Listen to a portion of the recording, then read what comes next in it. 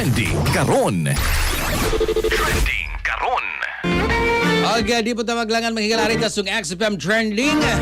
Kaya dagang yung amahan makarelate ani mga katropa ni amahan niya. Amo magligo naka tuwalya lang ni katupag rap-rapon.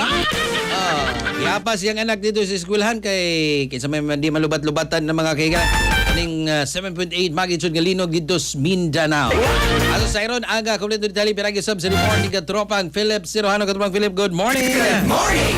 Usa ka amahan ang wala na makahuman og kaligo human siya dali nga miadto sa usa ka tunghaan aron i-rescue ang iyang anak ato sa magnitude 7.8 nga linog nga migo dito sa Mindanao. Tong Lunes ang maong eksena may katap sa social media human gipost sa TikTok ang video nga nagpakita sa amahan nga nakatapi samtang nagdali-dali sa pag-adto sa eskwelahan aron masiguro ang kahimtang sa iyang anak. Dali kini nga nag-viral og nakadawat og daghang pagdagikan sa mga netizens nga nagtan-aw nini isip klarong pagpangga og sakripisyo sa usa ka ginikanan alang sa iyang anak sa tunga diha sa emerhensiya. Gipakita sa mga viral video ang emosyon nga dala sa linog, mas gipili sa amahan nga unahon ang kaluwasan sa iyang pamilya labaw sa tanan.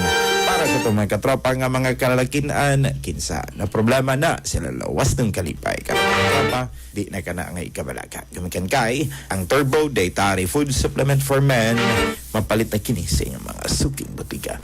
Nausab sa ground floor sa Z Plaza Building, di ako sa Lam Street, tapad sa Barangay Hall, sa Barangay Zapatera, nahimutang atuang ES2 Health Store. Alang sa using Pilipino para sa Pilipinas, kini niya certified turbo user, katropang Philip Sirohano, XFN News. Kasikas Express Balita. Cellphone Plus Gold. Mapalit sa mga butika sa inyong lugar.